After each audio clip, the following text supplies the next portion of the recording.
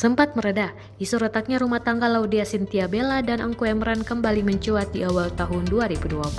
Hal itu bermula ketika Laudya Chintya Bella kedapatan menghapus semua foto sang suami, Engku Emran di media sosial.